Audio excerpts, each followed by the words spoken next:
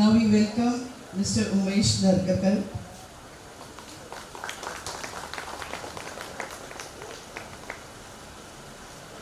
Thank you.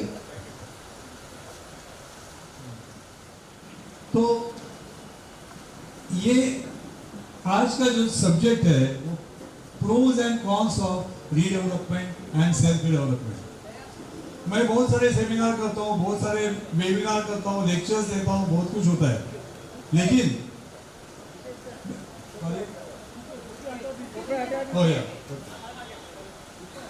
हाँ, तो मैं बोल रहा हूँ बहुत सारे मैं लेक्चर्स देता रहता हूँ, बहुत सारे सेमिनार्स मेरे मतलब प्रेजेंटेशंस भी तैयार रहती है मेरी, लेकिन यकीन मानिए ये खास प्रेजेंटेशन मैंने 2 दिन बैठ के खास इस सब्जेक्ट पे आपके लिए बना है। ये स्टैंडर्ड प्रेजेंटेशन नहीं है। आप अगर देखेंगे कल परसों में ऑफिस में मेरे लोग आए हुए वो आपको बताएंगे मैं अवेलेबल नहीं था क्योंकि ये बना रहा था। तो खास ये पॉइंट जो है रीडेवलपमेंट एंड सेल्फ डेवलपमेंट, उसके प्रोज एंड कॉन्स, इसको 1 या 1.5 घंटे में मतलब ज़्यादा से ज़्यादा कवर करना एक्चुअली मुश्किल है, इसलिए मैं आपको उसके मेन पॉइंट बताते जाऊंगा। सबसे पहले कि रीडेवलपमेंट प्रोजेक्ट के बारे में 2-3 चीज़ बताऊंगा जो बाद में स्लाइड्स में भी आएंगे। ये एक प्रैक्टिकल प्रोजेक्ट है, ओके। प्रैक्टिकल लंबा प्रोजेक्ट है, कॉम्प्लेक्स प्रोजेक्ट है। लंबा क्यों है? आपकी सोसाइटी का अगर आप देखेंगे ना, सिंपल आपकी एक सोसाइटी के लिए आपको एक अंदाजा दे दूंगा मैं। आपके प्रोजेक्ट का इस 16,000 स्क्वायर मीटर का जो प्रोजेक्ट है उसको बनाने के लिए, कंस्ट्रक्शन के लिए 4 साल लगेंगे कम से कम, लेकिन उसको उस मकाम तक पहुंचने के लिए, मतलब अगर आपने रीडेवलपमेंट चालू किया, आज तो आपने सेमिनार चालू किया, सेमिनार नहीं, आप जो प्रोसेस रीडेवलपमेंट का चालू करेंगे और उसको उस लेवल तक लेके जाएंगे जहाँ कंस्ट्रक्शन चालू होने वाला है, उसके लिए आपको मिनिमम 2 साल लगेगा। 2 साल में आप कर पाएगा तो बहुत बधाई। तो 2 और 4 लोग बहुत बार ना कंस्ट्रक्शन पीरियड को प्रोजेक्ट पीरियड समझ के पढ़ते, बहुत बड़ी गलती होती है।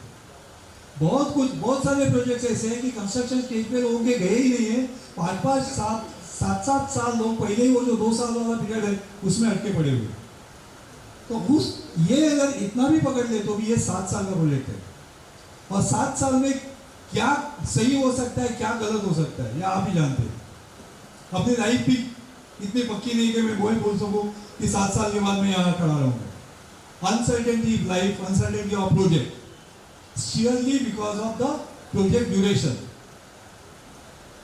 तो इस प्रोजेक्ट में अगर जैसे अभी मैं बोरीवली से यहाँ तक आया, ठीक है, अगर मैं नॉर्मल वर्किंग डे पे आता तो बस इतना 35 किलोमीटर मुझे करने के लिए मैं ये पक्का नहीं बता सकता हूँ आपको कि मैं कितने समय में पहुंच जाऊंगा। That is the uncertainty. और ये अगर मैं 2-3 घंटे की अनसर्टेनिटी की बात कर रहा हूँ, तो आज मैं बात कर रहा हूँ 7 साल की अनसर्टेनिटी की, 7 साल के कॉम्प्लेक्सिटी की। इसको पकड़ के लेना। रीडेवलपमेंट प्रोजेक्ट का सक्सेस का अगर आप मुझे एक पॉइंट पूछेंगे तो मैं बोलूंगा टाइम पकड़ के रहना, बाकी सब चीज हो जाती है। टाइम फ्रेम जो जिस, चलो उसमें हम ये भी मान लेते हैं 6-8 महीने इधर उधर हो जाते हैं, लेकिन 6-8 साल इधर उधर न हो जाए, ये बहुत इंपॉर्टेंट चीज है। तो और एक दूसरा है, मैं रीडेवलपमेंट के प्रोजेक्ट को एक मतलब इस तरह से समझता हूँ कि एक बहुत कॉम्प्लेक्स चीज़ है। आप उस कितना भी सिंप्लीफाई करते जाओ वो कॉम्प्लेक्स बनती जाती है। क्यों बनती है? क्योंकि ऐसी चीज़ें हैं जो आपके हाथ में नहीं है। 7 साल में बहुत कुछ, मतलब anything can go wrong and everything can go wrong, इस तरह के ये प्रोजेक्ट होते हैं। मैं इसको ना थोड़ा जैसे समझता हूँ ना, ब्रेन सर्जरी के जितना कॉम्प्लेक्स समझता हूँ। सर्जरी हो गई, आदमी ठीक हो गया, अच्छी बात है, नहीं हुआ तो, और ये नहीं हुआ तो वाला मैटर जो है ये आपको आसपास में या मुंबई में हर जगह के डेवलपमेंट के प्रोजेक्ट में देखने को मिलेगा। प्रोजेक्ट्स फेल क्यों होते हैं, इसके लिए मेरे बहुत सारे सेमिनार्स हैं, लेकिन आज का वो सब्जेक्ट नहीं है। तो ये जानना, अगर मैं बोलूँ आपको कि ये प्रैक्टिकली बात करना है, ओके, तो ये मिलेगा, वो मिलेगा, वो मिलेगा, ऐसा हो जाएगा, वैसा हो जाएगा, ऐसा नहीं होता है। तो वैसा उसको बनाना पड़ता है। अपने एफर्ट डाल के, अपना टाइम डाल के। तो ये अगर मैं इस पे बात करना चाहता हूँ तो ये जानना जरूरी है कि क्या मैं इस सब्जेक्ट पे बात करने के काबिल हूँ या नहीं। First question. या कोई भी आके मैं ऐसे आपको कुछ लेक्चर लेके जा रहा हूँ जबकि मैंने हाथ से कुछ किया नहीं, इसलिए मैंने एक स्लाइड बनाई है कि भैया हमने रीडेवलपमेंट का जो रेंज देखा है for the last, my practice is more than 40 years as a consulting engineer, but my redevelopment practice is 20 years। और उस 20 साल ने मुझे बहुत कुछ मुझे सिखा दिया, जैसे सर्जन डॉक्टर को पेशेंट सिखा देता है। हम भी सीखते गए। हमने देखा अरे ऐसा इस प्रोजेक्ट में ऐसा हुआ, ऐसा इस ये भी जरूरी नहीं है कि छोटा प्रोजेक्ट सिंपल होता है, बड़ा प्रोजेक्ट कॉम्प्लेक्स होता है, बिल्कुल नहीं। हमने देखिए 1000 स्क्वायर मीटर के प्रोजेक्ट में बहुत कॉम्प्लेक्सिटी देखी है। तो ये देखने के बाद जो सीखते गए हम, तो क्या सीखे जो आज आपके सामने मैं खड़ा हूँ बात करने के लिए, मैंने क्या क्या देखा है। तो this is the one slide which will tell you the range of experience of our company redevelopment में। तो पहले तो एक है, हमने 9 project start to finish hand over किए रीडेवलपमेंट। अच्छा, 9 प्रोजेक्ट कम नहीं होते, क्योंकि मुझे इसके पहले जो मालूम पड़ा है हमारे next when I am saying 9 project किस तरह से, मैं केवल फिजिबिलिटी रिपोर्ट की बात नहीं कर रहा हूँ, केवल टेंडर की बात नहीं कर रहा हूँ, मैं बोल रहा हूँ beginning like this to the time when you come back. और द नेक्स्ट मैंने जो देखा है, मुझे ऐसा बताया गया है, आपके तो 9 है, बाकी बहुत सारे लोगों के 4 के ऊपर नहीं। तो ये हमने देखा हुआ है। आज हमारे कंस्ट्रक्शन के 2 नहीं 3 प्रोजेक्ट है, ये थोड़ी पुरानी स्लाइड है। 3 प्रोजेक्ट कंस्ट्रक्शन स्टेज पे है, हम 13 प्रोजेक्ट में काम करें सिलेक्टेड, और बाकी सब ये सब ठीक है। साइज ऑफ प्लॉट हमने 700 स्क्वायर मीटर से लेके ऑलमोस्ट 19,000 स्क्वायर मीटर तक प्रोजेक्ट किए। आपका तो 16,000 है, करीब 308 मेंबर की सोसाइटी हम कर रहे हैं। हमने 4 ग्रुप रीडेवलपमेंट प्रोजेक्ट किए कि जहां पे 2-3 सोसाइटी साथ में होकर हमारे साथ आई और बोली कि भैया आप टोटल प्रोजेक्ट करो। वो उसकी कॉम्प्लेक्सिटी अलग होती है, जैसे 4 बच्चे हो जाए, एक का नखरा, एक दूसरा का नखरा, दूसरा ऐसा सब, तो वो सब समझ के ये प्रोजेक्ट चल रहे हैं। वो देयर आर 2 सोसाइटीज। भांडुप में हम एक प्रोजेक्ट ऐसा कर रहे थे कि जिसमें 13 सोसाइटी आई, 31 प्लॉट्स। तो ये कॉम्प्लेक्सिटी भी हमने देखी है। हमने रेसिडेंशियल प्रोजेक्ट किया है, कमर्शियल किया है। एक प्रोजेक्ट को इस तरह से किया है, आपका 16,000 स्क्वायर मीटर का प्रोजेक्ट है इसलिए मैं बता रहा हूँ, एक 12,000 स्क्वायर मीटर का प्रोजेक्ट हमने इस तरह से किया है कि एक भी मेंबर को वेकेट करना नहीं पड़ा। मुंबई का एक ही प्रोजेक्ट है सर जो सक्सेसफुली हुआ है, लेकिन वो किया हमने सक्सेसफुली क्योंकि वो प्रोजेक्ट असाइनमेंट था, चैलेंज है, कर दिया। लेकिन करने के बाद अगर कोई मुझे पूछे ऐसा करना चाहिए तो मैं बोला बिल्कुल नहीं करना चाहिए, क्योंकि उसको किस तरह से कराना पड़ा, उसमें सोसाइटी को मेंबर को क्या तकलीफ हुई, डेवलपर को क्या तकलीफ हुई, क्या हुआ, ये एक अलग से उसका एक स्टडी है। लेकिन वो भी हमने करके देखा है सक्सेसफुली। गोरेगांव में free hold land, lease hold land, collector land, big layouts, MHADA, इसके प्रोजेक्ट्स ये टॉल बिल्डिंग्स की है। कोई प्रोजेक्ट विलेपार्ले में हम लोग प्रोजेक्ट कर रहे हैं, हाइट रिस्ट्रिक्शन है, घाटकोपर में हाइट रिस्ट्रिक्शन है, तो प्रोजेक्ट बैठता नहीं है, एफएसआई कंज्यूम भी नहीं होता है। इस तरह की चैलेंजेस भी देखी है। सीआरजेड बेसमेंट वाले प्रोजेक्ट्स ये। दूसरे कई प्रोजेक्ट्स जो पहले के डेवलपर को टर्मिनेट करके नए बने, ऐसे 2 प्रोजेक्ट किए।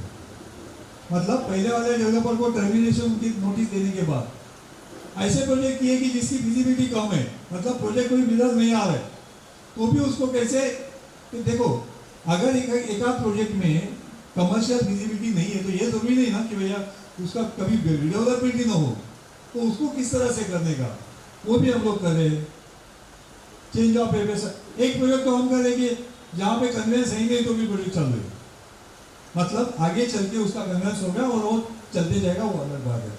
सो दिस इज एंड ये सब देखते हुए हमने इससे जो सीखा, ओके, उसके लिए उसमें जो 18-20 साल में जो में हमने सिस्टम्स बनाए, स्टैंडर्ड्स बनाए, SOPs बनाए, रोड मैप बनाए, प्रोसेस बनाई। जिस प्रोसेस पे हमारी कंपनी काम करती है कोई भी डेवलपमेंट प्रोजेक्ट को, हमने लास्ट ईयर के क्रिसमस टाइम पे उसको स्टैंडर्ड्स बना के उसका एक वेबसाइट बनाया। उसका नाम है www, ये ध्यान में रखना, www.redevelopment.info। ये कमर्शियल वेबसाइट नहीं है। जो हमने सीखा, हमने उससे जो जाना, हमारे जो भी स्टैंडर्ड्स हैं मैंने सब लोगों के लिए openly free of cost open किए हैं। इस वेबसाइट पे आप जाएंगे ना तो कोई भी स्टेज पे आपको एग्जैक्ट गाइडेंस मिलेगा। ये हमारी स्टैंडर्ड्स हमने सबके लिए ओपन की, और उसको लेते हुए हमने 10 वेबिनार की एक सीरीज की है कि ये कैसे वापरे। 500 लोगों का एक हमारा व्हाट्सएप का ग्रुप है जो सेमिनार अटेंड करता है। ये हमारे मतलब ये मैं क्यों करता हूँ, खाली मेरे प्रोजेक्ट करके चार्ज करके फी क्यों नहीं लेता हूँ, क्योंकि ये मुझे अच्छा लगता है। बाय द वे, आज के सेमिनार की भी जो कुछ फी होगी वो भी हमारी चैरिटी में ही जाती है, क्योंकि ये ट्रेनिंग एक्टिविटी है, ये कमर्शियल नहीं है। तो अगर ये ऐसा है तो पहले रीडेवलपमेंट और सेल्फ डेवलपमेंट के बारे में बात करते हुए हम को पहले whether redevelopment is an opportunity और अ रिस्क। आप देखने जाएंगे तो दोनों चीज है। अपॉर्चुनिटी क्यों है? क्योंकि आपके बड़े घर मिलेंगे, आपको कुछ अच्छा नया मिलेगा। रिस्क क्यों है? अगेन 7 साल 8 साल जो बात कर रहा हूं मैं, एनीथिंग कैन गो रॉन्ग, ये चीज याद रखना, anything and everything can go wrong. कई बार लोग मुझे पूछते हैं आप डरा रहे हो क्या? मैं बोला समझ लो डरा रहा हूँ, लेकिन आपको डर के मुझे फायदा नहीं है। आपको ये समझना है कि ये प्रोजेक्ट किस तरह का है। डरने से मैं आपको डरा नहीं रहा हूँ, लेकिन आपको जो रियलिटी बता रहा हूँ, क्योंकि आप उसके आगे सतर्क हो जाए, ये बात है। Don't take any redevelopment project for granted. आप जैसे बोलता है वैसा वो चलता नहीं है, उसको चलाना पड़ता है। तो ये रिस्क है कि अपॉर्चुनिटी है, भैया दोनों है। लेकिन रिस्क के बाद अपॉर्चुनिटी है, 7 साल के बाद केवल बेनिफिट्स है। तो देख लेते हैं भैया, what do you think when you think of redevelopment? क्या सोचते हैं हम लोग? अभी इंटरेक्टिव सेमिनार होता ना, मुझे टाइम बहुत होता तो इंटरेक्टिव करता था, मैं आपको सवाल पूछता, आप कुछ पूछ ले, लेकिन उतना समय नहीं है तो इसलिए मैं ऐसे ही कंडक्ट कर रहा हूँ।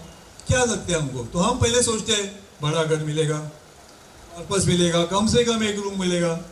अभी वो कुछ लोगों को लगता है 100% एक्स्ट्रा है, उसके ऊपर भी बात आते हैं हम प्रैक्टिकली, वो ठीक है, लेकिन बड़ा तो घर मिलना चाहिए।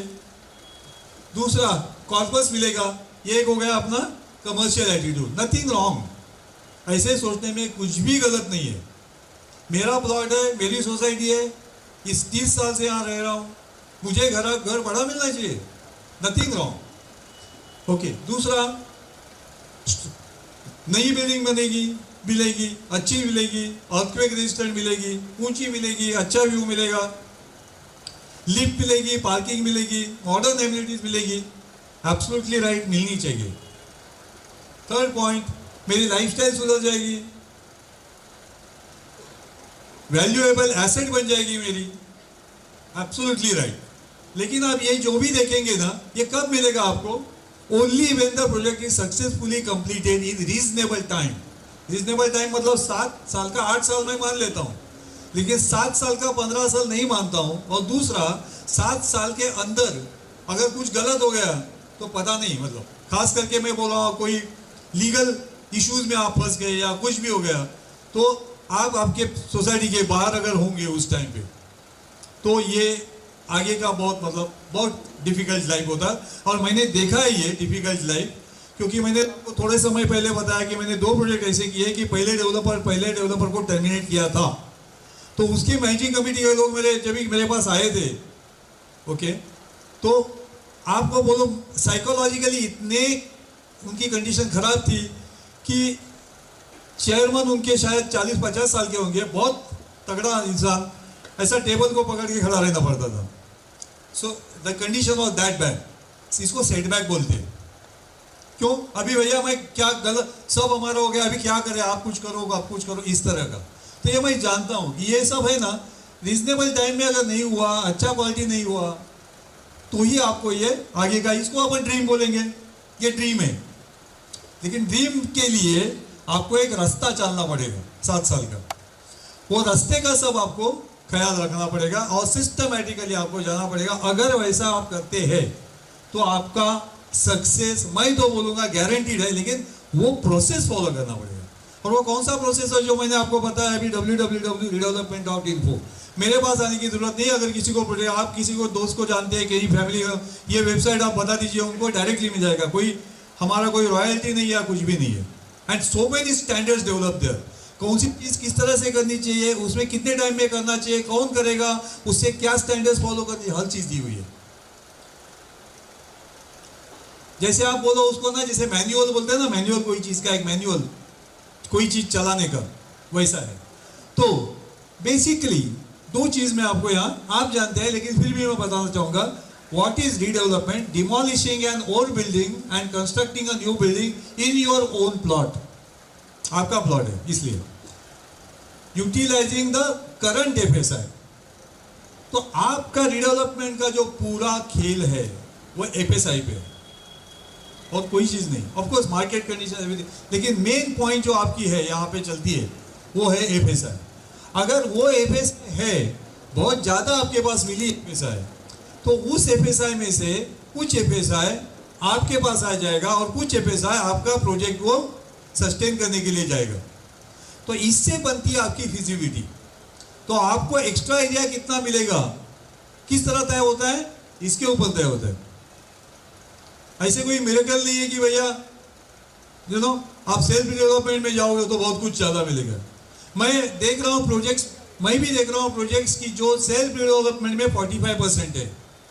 सेल्फ डेवलपमेंट में 40, मैं आपको एग्जांपल लेने वाला हूँ थोड़े 2-3। तो ये हो गया। दूसरा पॉइंट है वाई रिडेवलपमेंट। ये तो हमने देख ही लिया कि भैया आपको नई बिल्डिंग चाहिए और एनीथिंग। नाउ ये सीक्वेंस में होता है ये प्रोजेक्ट। मैं अभी भी सेल्फ डेवलपमेंट की तरफ नहीं गया हूँ, मैं रीडेवलपमेंट में हूँ, जो कि दोनों चीज़ के लिए कॉमन है। कैसे होता है, पहला प्रोजेक्ट जो होता है, आप इसमें ना, मैंने बोला टाइम को पकड़ के चलो।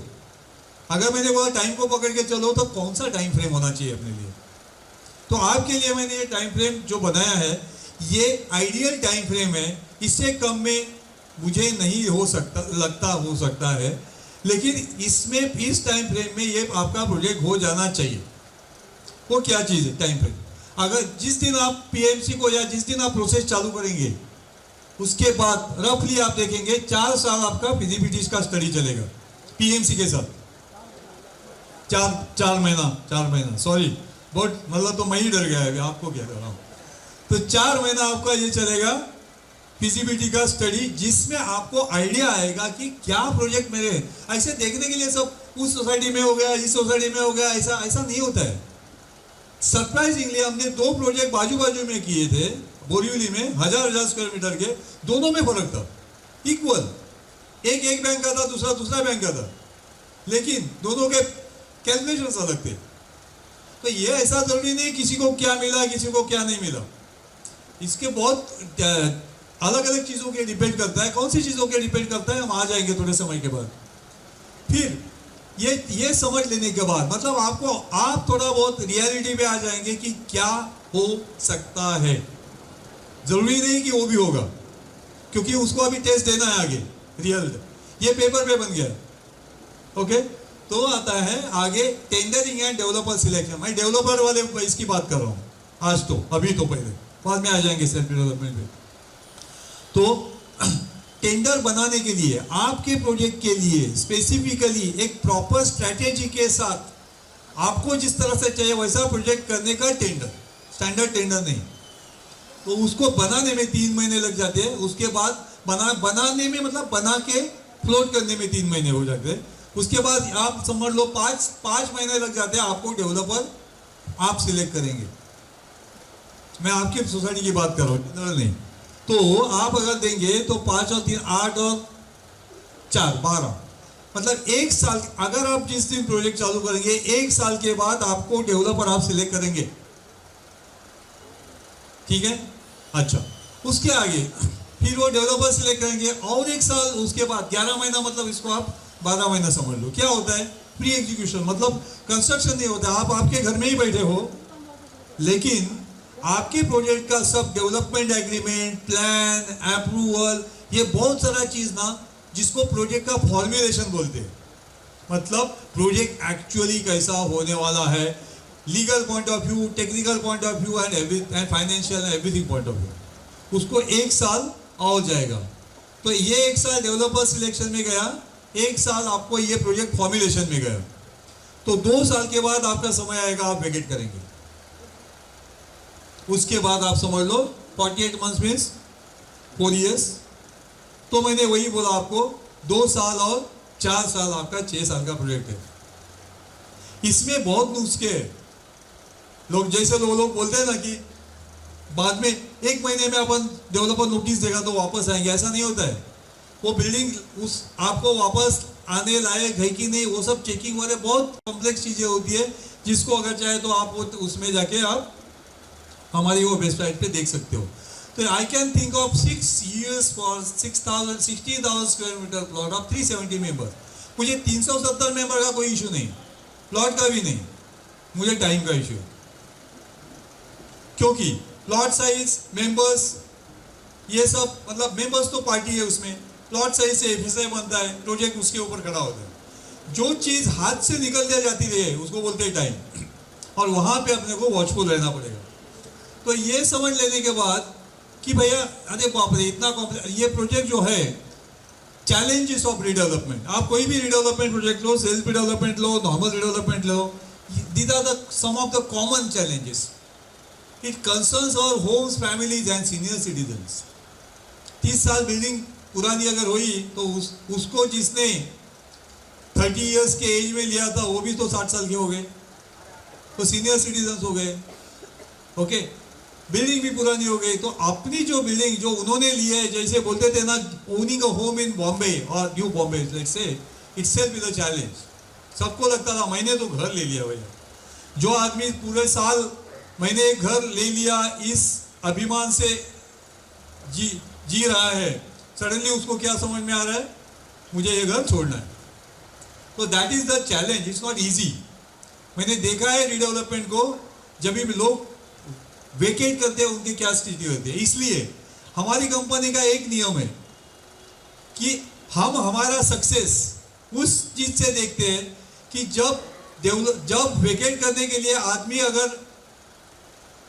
कंफर्टेबली विदाउट वरीज, चिंता के बिना अगर वेकेट कर रहा है, तो हमने पीएमसी करके अच्छा काम किया।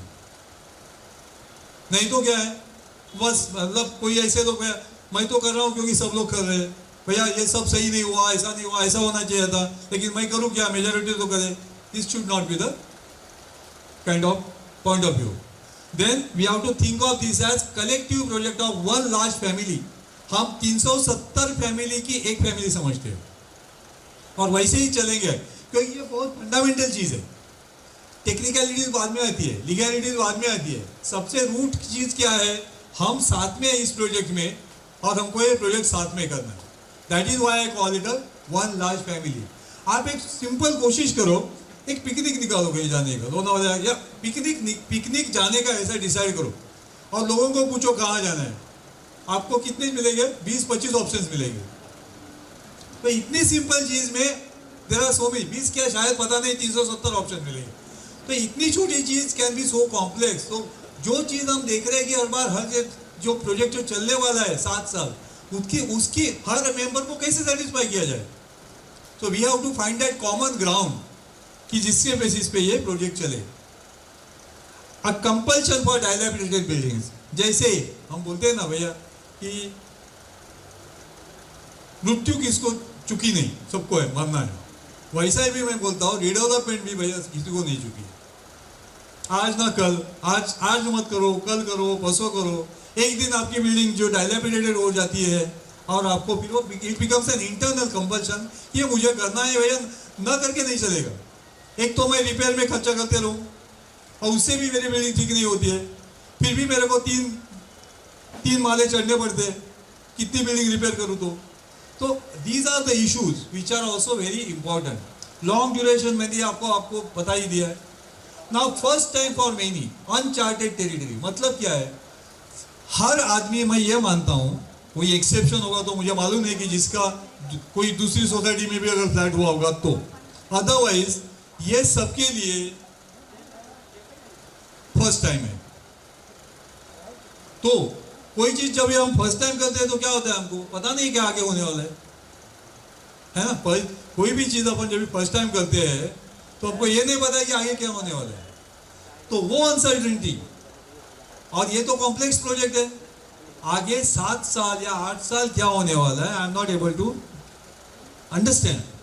तो that kind of fear is something which is again first time for many. और ये समझ लो आप कि जो लोग रिटायर्ड है, जिनके नाम पे ये फ्लैट्स है, उनको तो अच्छे से नौकरी भी करके इस स्टेज पे आ गए, पेंशन बिजनेस सब चल रही है, वो क्या सोचेंगे ये सब मैं क्यों कर रहा हूँ मैं। लेकिन बहुत सारे आप इंडियन है, we are all Indian people, we do many things for our children. तो इस sir and as I said, these are full of risks and awful uncertainties and this is a very sensitive project। जैसे मैंने बोला कि इसमें external factors इतने हैं, I am not talking about political factors, I am talking about technical factors and everything, you know, all these contractual factors, market conditions, policies, construction points and everything। तो ये जो है ना, जिसके कारण ये प्रोजेक्ट इतना सेंसिटिव बन जाता है कि उसको अगर आप प्रोजेक्ट, जैसे मैं अभी एग्जांपल दे रहा था, आप एक ट्रेन में बैठो, कोई भी गुजरात वाली ट्रेन पकड़ो, तो आपको पता है आप जाएंगे वहां पर, बैठने से हो गया। रिडेवलपमेंट ऐसा नहीं है, आपको हर स्टेशन पे उतर के देखना पड़ेगा मैं कहाँ गया, मैं कोई गलत लाइन पे तो नहीं गई ट्रेन। सो एंड ये चीज है, जब भी आप 370 लोगों का प्रोजेक्ट करते हो और वो प्रोजेक्ट में कुछ गलत हो जाता है और वो गलत हो के वो बड़ा हो जाता है, then it can cause great anguish and hardship and setback। बहुत फेल्यूर जो प्रोजेक्ट्स ये होते हैं उसमें से संभालने को लोगों को 5-10 साल लगते हैं। इसीलिए पहले ही अपने को सावधान रह के ये प्रोजेक्ट करना पड़ता है। नाउ प्रोजेक्ट्स फेल क्यों होते हैं, एकदम सिंपल में जल्दी ले लूंगा। लैक ऑफ यूनिटी, साथ में सब लोग नहीं है, lack of transparency, non cooperative members. Project fail होने के लिए कोई बिल्डर की जरूरत नहीं है, कभी कभी अपने मेंबर ही प्रोजेक्ट फेल कर देते हैं बाय नॉट कोऑपरेटिव। बहुत सारी सोसाइटीज है, आपको पता होगा, हम कभी कभी ना न्यूज़पेपर में पढ़ते हैं कि अरे एक बिल्डर ने इसको रेंट नहीं दिया, तो बस ऑफकोर्स गलत है, रेंट तो देना चाहिए। प्रोजेक्ट इज अ फेल्यूर और बिल्डर का रिस्पॉन्सिबिलिटी है। लेकिन कितने सारे प्रोजेक्ट जो इंटरनली मेंबर फेल करते हैं वो कभी पेपर में आते हैं क्या, वो तो कभी नहीं आते। वो प्रोजेक्ट जब भी वो बिल्डर ने रेंट नहीं दिया, उस स्टेज पे वो गया, वो प्रोजेक्ट वो that project went to the stage of construction when people vacated, that is why that issue came. But there can be many projects which never took off, आए चालू ही नहीं हुए। ऐसे बहुत सारे प्रोजेक्ट होते हैं। Delays in decisions eight society, ineffective PMC, non-performing developer, changing development policies, changing market conditions, scanty or poor documentation and absence of tracking and control। मतलब प्रोजेक्ट कहाँ जा रहा है, क्या है, अपन नहीं देख रहे। इस सब इसमें आप देखेंगे ना, तो एक डेवलपर के लिए ना ये एक पॉइंट है, बाकी सब किसके लिए है, थोड़े अपने लिए है, थोड़े मार्केट के लिए। तो ये जब भी प्रोजेक्ट गलत हो जाता है, ये जरूरी नहीं कि हमेशा डेवलपर के कारण गलत हो जाता है, कभी अपने कारण, कभी सिचुएशंस वैसी हो जाती है। तो जब भी ये हम लोग देखते हैं ना, तो प्रोजेक्ट्स बिल्डर का या इसका उसका फेल हो गया, तभी समटाइम्स पीपल थिंक अरे ये तो बिल्डर हमारे प्रोजेक्ट में आके, हमारे ही लैंड में आके प्रॉफिट बना रहे हैं। भैया वो बिजनेसमैन है इसलिए प्रॉफिट बना रहा है, आपको कुछ बना के दे रहे हैं, ओके। लेकिन तो फिर लोग सोचने लगते हैं अगर ऐसा है तो हम ही क्यों ना बनाए project, why not do self development, why not do self development, हम ही क्यों ना बनाए। सिंपल, वेरी सिंपल, मतलब कॉम्प्लेक्सिटी पूरी चली गई, अभी पेपर पे आ गया सब। मतलब ऐसा है, हम प्रोजेक्ट बनाए, क्या बिल्डर क्या करता है, पैसा लाता है, ठीक है, हम बैंक से लेके आएंगे, एज इफ बैंक का लोन मिल ही गया। दूसरा कि बिल्डर क्या करता है, उसके बाद में आर्किटेक्ट अपॉइंट करता है, हम करेंगे, इंजीनियर्स हम करेंगे, क्वालिटी कंट्रोल हम करेंगे, ऐसा करेंगे, अपॉइंट करेंगे, ये करेंगे, वो करेंगे, आराम से हो जाएगा। अरे लेकिन जब ये करेंगे में पर्टिकुलर चीज अगर नहीं हुई तो उसका रिस्पॉन्सिबिलिटी कौन लेगा, उसका अपने अप्रूवल ही नहीं आई, अब एक पर्टिकुलर चीज की अप्रूवल ही नहीं आई। MOEF में आपका जैसे बोलते हैं ना एनवायरमेंटल क्लियरेंस में फाइल 2-2 साल तक अटका पड़ा रहा, या कंस्ट्रक्शन के टाइम पे आपने उसको ठीक से मॉनिटर नहीं किया, बहुत चीजें गलत हो सकती है, या फाइनेंस टाइम पे आया नहीं। मैं आपको एग्जांपल देने वाला हूं तो आपको पता चले। तो इसलिए लोग सोचते हैं कि सेल्फ डेवलपमेंट करें। फिर सेल्फ डेवलपमेंट जब भी करते हैं तभी कुछ अपने को वीडियो मिलते हैं, यूट्यूब पे वीडियो मिलते हैं या कहीं पे इंटरनेट पे वीडियो मिलते हैं, और हम देखते हैं कि भैया किसने कितना अच्छा मतलब ये प्रोजेक्ट उसने सक्सेसफुली किया। नो प्रॉब्लम, उन्होंने प्रोजेक्ट इतना कॉम्प्लेक्स, उनका प्रोजेक्ट सिंपल था इसलिए सक्सेसफुल किया नहीं, उनका प्रोजेक्ट भी कॉम्प्लेक्स था, उन्होंने बहुत मेहनत करके वो सब कुछ किया इसलिए वो प्रोजेक्ट हुआ। This is something which we forget and we start feeling इन्होंने किया मैं क्यों नहीं कर सकता। वो ऐसे हर चीज के बारे में बोल सकते हैं ना, भैया इन्होंने किया, जैसे मैं बोलूँ भैया मैराथन मुझे भागना है 42 किलोमीटर, ये भागता है मैं क्यों नहीं भागता हूँ, क्यों नहीं भाग सकते हो, आप तैयारी करो, 2 साल प्रैक्टिस करो, भाग सकते हो। लेकिन टू थिंक कि मैं कभी भी ये सब कर सकता हूँ, या दैट इज रॉन्ग। तो हम ये जब भी वीडियोस देखते हैं ना, तो वीडियोस में अपने को जो अपना माइंड भी ऐसा, ह्यूमन माइंड ऐसा होता है ना, जो अच्छा लगता है वो अपन रिटेन करते हैं, और जो अच्छा नहीं लगता है उसको अपन भूल जाते हैं। तो हम देखते हैं कि उसको क्या बेनिफिट मिला, हम ये नहीं देखते कि उसने 400 मीटिंग की। मैं एक प्रोजेक्ट की बात कर रहा हूँ, 400 मीटिंग हुई थी, ओह पटेल का, अच्छा वो थैंक यू। तो ये जो होता है ना, उन्होंने किस तरह से किया, अगर आप उनको जाके मिले ना तो आपको बता देंगे कि ये चीज क्या है, किस तरह से उन्होंने वो करवाई। Credit should go to them.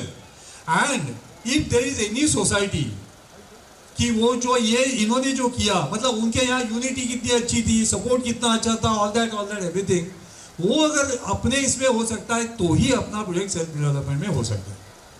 Otherwise there are so many different challenges in that. तो वीडियोस मिल जाते हैं, फिर कोई अपने को आके मतलब कोई लेक्चर भी मिल जाती है। There are many people who, I will not say many people but few people who will tell you कि भैया ये कुछ नहीं, ऐसा होता है, ऐसा हो सकता है, ऐसा हो सकता है, ऐसा हो सकता है। पॉइंट इज व्हाट कि फिर आपने को इस तरह से पूछना पड़ता है उन लोगों को कि भैया आपने कितने प्रोजेक्ट किए। इसीलिए मैंने वो पहली स्लाइड दिखाई।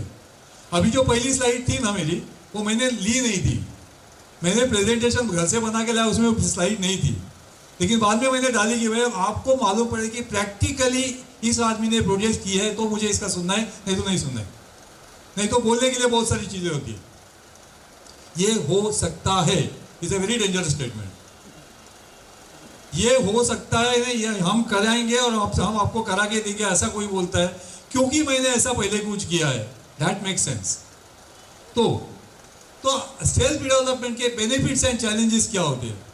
कई बार लोगों को ये बताया जाता है कि आपको मतलब बहुत ज्यादा बेनिफिट मिलेगा आप सेल्फ डेवलपमेंट जाओगे तो। ये हाफ ट्रूथ है, पूरा गलत नहीं है, हाफ ट्रूथ है। किस तरह से हाफ ट्रूथ है मैं थोड़ा सा मैं आपको बताऊंगा। लेकिन सेल्फ डेवलपमेंट के अभी सेल्फ डेवलपमेंट के अगेंस्ट मैं हूं क्या? एब्सोल्युटली नहीं, मैं तो उसके फेवर में हूं। ओके, आपको शायद ये मैं बताऊं कि 2015 साल से मैं सेल्फ डेवलपमेंट, मैं मेरी तरफ से कॉन्सेप्ट लेवल पे उसका मॉडल बना के बैठा हूं। मेरे पास बहुत लोग आते हैं, हर बार जो सोसाइटी जो आते हैं ना, वो बोलती है सेल्फ डेवलपमेंट कर सकते हैं क्या? तो मैं उनको बोलता हूँ आप थोड़ा 1-2 घंटे के लिए मुझे अपन बात करेंगे क्या? Then I tell them all that model and I tell them what they have to do. फिर वो लोग बोलते हैं भैया ये नहीं होगा। मतलब करने के लिए ठीक है, मैं तैयार हूँ, आप तैयार। It's a beautiful model, it's a beautiful model as a concept. और ये कॉन्सेप्ट अगर रियल होता तो मैंने आपको क्या था, मैंने पहले सेल्फ डेवलपमेंट का मॉडल बनाया था 2015 से लेके 2025। मैंने ये सोचा था कि भैया 5-10 साल में बहुत लोग सेल्फ डेवलपमेंट करेंगे, everything will be self development. लेकिन नहीं हुआ। उसके कारण जो है ना, वो आज भी वही है। So my apprehension is not about the concept of self development, but my definitely I have serious doubts about the कि भैया सेल्फ डेवलपमेंट कोई सोसाइटी में हो सकता है कि नहीं। और वो मुझे डाउट होने की जरूरत नहीं, वो आपको ही पता चलेगा। First question is unity. सब लोग एग्री है क्या इस पे तो बहुत सारे लोग आधे हो जाएंगे। एनीवे, फिर भी क्या चीज़ है सेल्फ डेवलप, उसमें प्रोज क्या है, मतलब उसमें फायदे क्या है? तो बेटर कमर्शियल बेनिफिट्स। क्यों? सिंपल सोचिएगा, कोई चीज़ ना एकदम सिंपल टर्म्स में बताएंगे अपन। वो इसलिए कि बिल्डर जो खुद का प्रॉफिट लेता था वो हम लेंगे, that is only thing, but that doesn't make the size of your flat double. जो बिल्डर का प्रॉफिट बनेगा वो आपके पास अगर आया, इतना सब आपने कोशिश करके करके करके आपने आपके पास लाया, अगर लाया, सपोज ऐसा अजम्पशन कर रहा हूं, तो उसका प्रॉफिट आपके पास आएगा और वो पूरा। और दूसरा है ना, हम लोग ये समझते हैं कि बिल्डर का प्रॉफिट लिमिटेड होता है, एक एक्स अमाउंट है जो फीजिबिलिटी रिपोर्ट, ऐसा नहीं होता है। एक ना प्रोजेक्ट में एक विजन होता है, विजन। हमने जो प्रोजेक्ट्स किए हैं, हमने कई पब्लिक लिस्टेड कमेटी के बड़े बड़े प्रोजेक्ट्स भी किए हैं, हमने ये देखा है बिल्डर जब भी प्रोजेक्ट करता है ना, तो 3-3, 4-4 आर्किटेक्ट लोगों को काम पे लगाता है और उसमें से बहुत जाके ना उसका पूरा ये करके एक अलग टाइप का विजन प्रोजेक्ट बनाता है। That is something which is not possible at the stage of feasibility और एट द स्टेज ऑफ, इसलिए छोटे छोटे प्रोजेक्ट्स है ना वो सेल्फ डेवलपमेंट में बन जाती है। बड़े जैसे आपके यहाँ प्रोजेक्ट किस तरह से बनेगा, उसका कैलकुलेशन एफएसआई का हो जाएगा, लेकिन उस प्रोजेक्ट का विजन जो होता है, वो विजन है ना, वो डेवलपर के प्रॉफिट के बियॉन्ड होता है। और that is the concept which as in a self development project very difficult to capture at a society level. तो उसका प्रॉफिट अपने को मिलेगा ऐसा नहीं होता है। तो एंड दूसरा एक पॉइंट है, और एक सेल्फ डेवलपमेंट का फायदा है जो कोई नहीं बोलता है, और एज एन इंजीनियर मुझे बहुत अच्छा लगता है, वो ये है कि अगर मैं सेल्फ डेवलपमेंट कर रहा हूं तो मेरे प्रोजेक्ट में क्या हो रहा है, कब, आज क्या हो रहा है, कल क्या हुआ, ये सब मेरे को जजमेंट मतलब तुरंत मालूम पड़ता है, क्योंकि वो मेरा प्रोजेक्ट है। वैसे I have a complete insight and final control on project. इसका मतलब क्या है, मेरे प्रोजेक्ट में जो बिल्डर के प्रोजेक्ट में होता नहीं है ऐसा अपने को लगता है, मैं बाद में बताऊंगा कि वो भी कैसे कर सकते हैं। तो मतलब I have a control, not just financial benefit, I have a control. But ये कंट्रोल भी थोड़ा मिसलीडिंग है। जब मैं बोलता हूँ कंट्रोल है, एक तरीके से वो अच्छी बात है, दूसरी तरीके से क्या है पता है क्या, मैं बोलता हूँ ना फाइनल कंट्रोल मुझे चाहिए, मिलता है उसको देखने की दूसरा तरीका ऐसा है, भैया मुझे उसको फाइनल लेवल से मुझे कंट्रोल करना पड़ता है। मतलब क्या, काम बढ़ गया, मिलता नहीं है, कोई करके नहीं देता है, मुझे ही करना है। तो ये जो प्रोज है ना, ये बस दो ही है, बाकी तो प्रोजेक्ट हमको मतलब not different from any other ball. But इसके कॉन्स क्या है, मतलब इसके अगेंस्ट क्या है ब्रॉडली, बाद में डिटेल में और भी एक स्लाइड है। एक तो है कि आपको लेनी पड़ेगी comprehensive responsibility of the project, कोई नहीं दूसरा। Success yours, failure yours, all consequences. Comprehensive responsibility मतलब इतना ही, ऐसा नहीं है आपने प्रोजेक्ट सर पे लिया है, you will have to be responsible.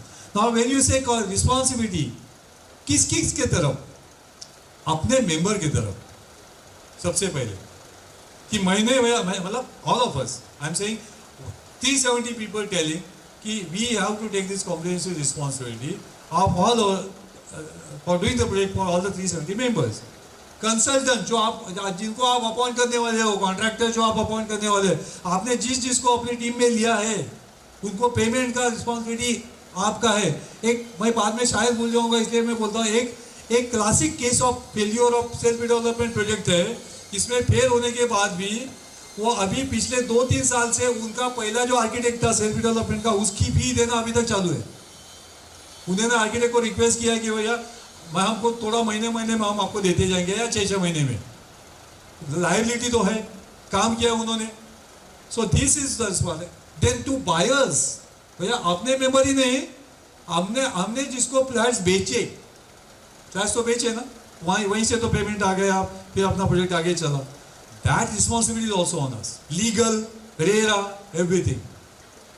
ये रिस्पॉन्सिबिलिटी किस तरह से आप दिखाएंगे, that has to be seen. Then other thing is facing the risk and uncertainties of changing policies. Market में या अपनी या सिल्को या जो भी बोलो, ये पॉलिसी ना चेंज होती रहती है। छोटे छोटे पॉइंट्स आते रहते हैं।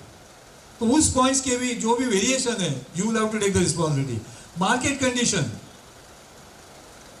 कंडीशन मतलब सेल हो रहा है नहीं हो रहा है, आपने सुबह अजम्पशन किया इतने भाव में मैं बेचूंगा, आपके बगल में दूसरा प्रोजेक्ट है कम भाव में बेच रहा है, आपका प्रोजेक्ट सेल नहीं होगा। So what are the market conditions? Redevelopment always, redevelopment का market is a micro market. Micro market मतलब आपके यहाँ का जो है ना मार्केट, ये यहाँ का मार्केट, और आप 3-4 किलोमीटर जाएंगे ना, then the market changes. It is not a, मतलब बॉम्बे का मार्केट क्या है, नवी मुंबई का मार्केट क्या है, ऐसा नहीं होता है। So we have to take the responsibility of the market conditions, regulations. Okay, regulation मतलब ऐसा है कि आजकल ना कुछ रेगुलेशंस ऐसे हैं जो आपको ज़्यादा एफएसआई देते हैं, आपका प्रोजेक्ट फाइनेंशियली ज़्यादा वायबल होता है, आपको ज़्यादा बेनिफिट मिलते हैं। ओके, तो उस लेकिन जो ज़्यादा मिलता है उसकी एक दूसरी साइड भी होती है, there are additional risk to that. अगर आप उसके बाद, जैसे बम्बई में हम उसको बोलते हैं 3311 पॉलिसी, 3320B पॉलिसी, जो पॉलिसी में क्या है, या रेगुलेशन पॉलिसी, तो उसके जो दूसरे नुस्खे हैं, you will have to be responsible for that. So that is why ideally हम जो बोलते हैं ना सेल्फ डेवलपमेंट में, और ऑफकोर्स फोर्स मेजर, भाई मतलब कुछ गलत हो गया, अर्थक्वेक हो गया, कुछ, आप ही रिस्पॉन्सिबल है। तो this is the responsibility you have to take, and internally you will have to make this commitments. कि आपको अंदर ऐसा लगता है क्या कि भैया आप, हम शांत, मतलब सुबह में ऑफिस में गया, शाम को आया आराम से, थोड़ा टाइम में, हफ्ते में, आज शायद पता नहीं आप ज़्यादा से ज़्यादा आपकी कमेटी या जे may be once a month मिलती होंगी, वॉट एवर और समथिंग लाइक दैट, शायद आप एक हफ्ते में मिलेंगे। लेकिन सेल्फ डेवलपमेंट अगर आप करने जाएंगे यार, मेरे ख्याल से आपको रोज मिलना पड़ेगा, क्योंकि क्या हुआ क्या नहीं कैसे है। जो लोगों ने सेल्फ डेवलपमेंट किया है उनके आप इंटरव्यू करो, आपको ये बताएंगे। वो एक सोसाइटी है 30 मेंबर की, they have said they had 400 meetings and some 120 और 130 joint meetings, and they did it successfully. तो ये पैशन, ये कमिटमेंट, ये you will have to have very high efforts, finer coordination. अगर कंस्ट्रक्शन के टाइम पे एक सुपरवाइजर नहीं आया तो भी आपकी रिस्पॉन्सिबिलिटी बन गई। छोटे छोटे लेवल पे आपको ये कोऑर्डिनेशन करना पड़ेगा, अकाउंटेबिलिटी बन जाती है। आप फैमिली प्रेशर, पत्नी पूछती है पति को, यार क्यों बोल रहे हैं भैया ये सब, क्यों आप इसमें कैसे फंस गए, या एक मेंबर दूसरे मेंबर को बोलता है भैया, मतलब अच्छे काम करने वाले लोग, I am not talking about people who are you know bad people, मैं बोल रहा हूँ कि अच्छे लोग हैं, काम अच्छा कर रहे हैं, किसी ने किसी को कुछ बोल दिया, भैया ऐसा ठीक नहीं हुआ, उस आदमी को ही गेट्स हर्ट, आदमी हर्ट हो गया, क्या हो गया, मैं कल से नहीं आऊँगा, what happens to the project? क्योंकि एवरीवन इज व्हाट, सोसाइटी में सब लोग कैसे होते हैं, ऑनरेटिव होते हैं।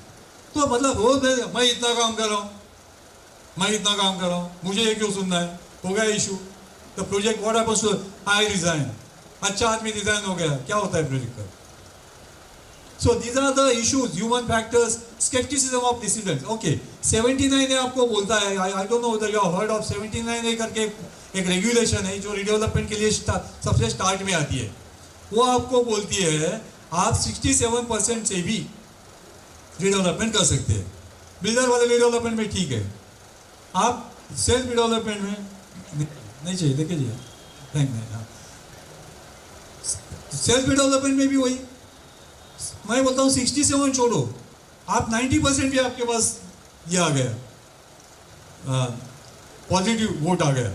व्हाट अबाउट द 10% पीपल, जब चीज जैसे चाहिए वैसे नहीं होती है तो what are they going to ask you, बोला मैंने तो बोला था ना नहीं होने वाला है, मुझे तो मालूम था। अरे ये ह्यूमन फैक्टर्स बहुत इंपॉर्टेंट है, ये ऑल बियॉन्ड टेक्निकलिटीज। अच्छा ये भी समझ लो, I mean I have to mention this are the possibility. जैसे मैंने मेरे लिए पहले बोला मैं ही 7 साल के बाद नहीं रहूँगा, ऐसा बोला, वैसे ही पॉसिबिलिटी कोई अच्छा एक काम करने वाला आदमी है वही नहीं रहा, तो प्रोजेक्ट का क्या होता है? Not everyone is, see 370 people will not trust everyone, they will trust a few people. So what about that? Okay, अच्छा तो लोग जब ये बोलते हैं सेल्फ डेवलपमेंट में बड़ा प्रॉफिट मिलता है, अपना फ्लैट डबल हो सकता है, ये जो एक स्टेटमेंट है ना, I find this very funny. गलत तो है ही, लेकिन बहुत मजेदार है। मैं आपको सिंपल बताता हूं कि क्या हो सकता है। जैसे मैंने बोला आपको कि सेल्फ डेवलप से अगर आप बिल्डर का डेवलपमेंट करते हैं तो बिल्डर जो उसमें से प्रॉफिट लेता है, सिंपल ना, मतलब सिंपल समझाने के लिए सिंपल, एक्चुअल कैलकुलेशन के लिए थोड़ा अलग रहते हैं। तो बिल्डर का जो प्रॉफिट है वो आप अगर खुद लेंगे तो that gets distributed among all the people and you get more carpet area only to that extent. तो ऐसे कोई मैजिक नहीं है, दूसरा लाइन मुझे लगता है मैजिक ही है, कैनॉट मैजिकली एनहांस देम। जब ऐसा कोई मैजिक नहीं, आप सेल्फ डेवलपमेंट में क्या डबल हो गया, ऐसा नहीं है।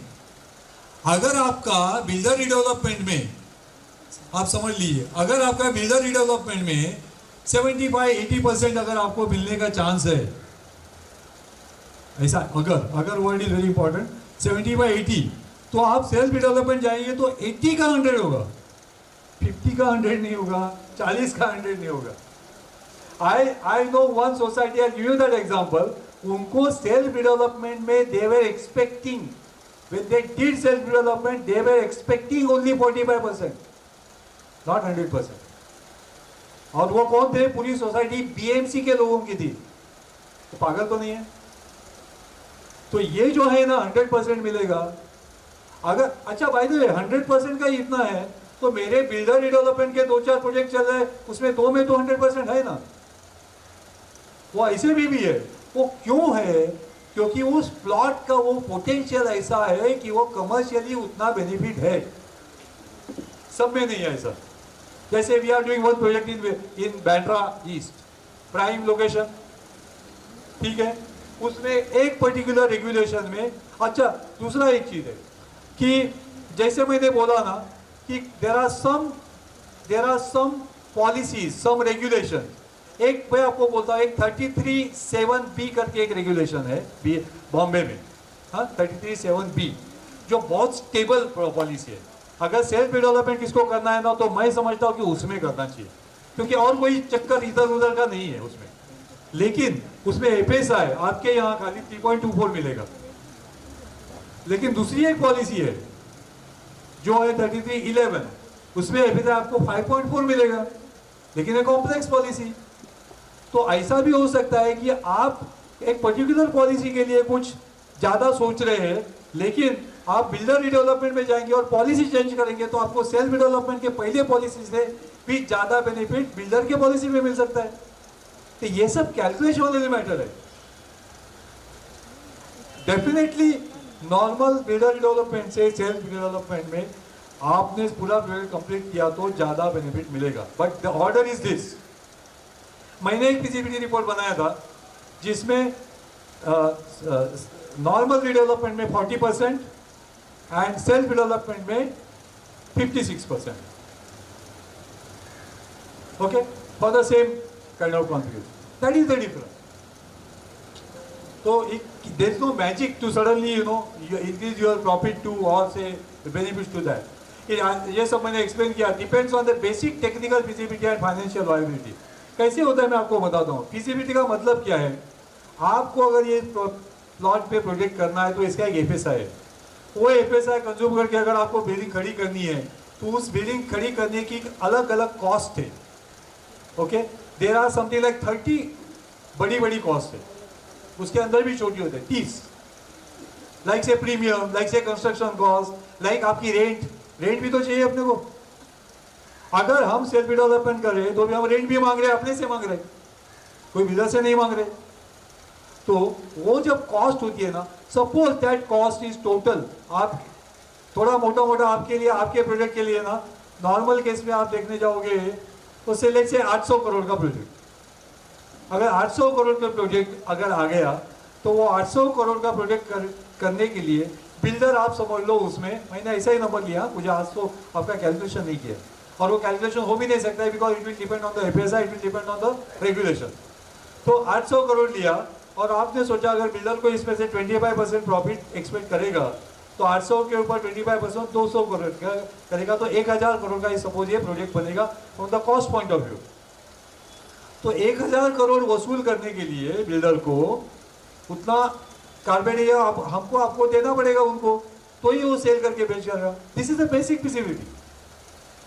अगर आप बोलेंगे नहीं ऐसा ही नहीं, तो टोटल मेरा एफएसआई इतना है, उसमें से 1000 करोड़ का प्रोजेक्ट मुझे इसमें से चाहिए, मैंने जो 800 करोड़ डाले हो प्लस 20% मेरा प्रॉफिट मुझे चाहिए इसमें, तो चाहिए तो उतना मेरा रियलाइजेशन हो, इतना मुझे आप एफएसआई दो या कार्बेट एरिया दो, तो देंगे। वो देने के बाद जो बचता है वो अपना फिजिबिलिटी। तो ऐसा नहीं है कि वह 100% है तो कुछ भी कर, ऐसा तो ओके।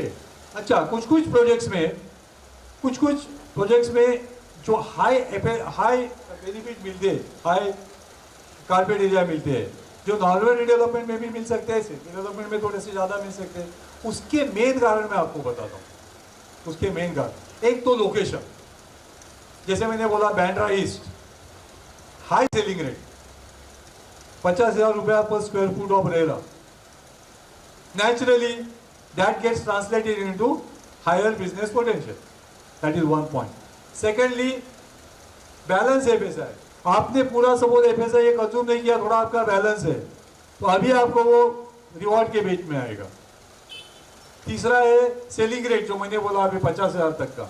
TDR लोडिंग स्टेजेस, हम इन्वेस्टमेंट किस तरह से करते हैं। एक चीज याद रखना, जब भी बिल्डर आता है हम बोलते हैं पूरा इन्वेस्टमेंट तू कर, क्योंकि otherwise I don't trust you.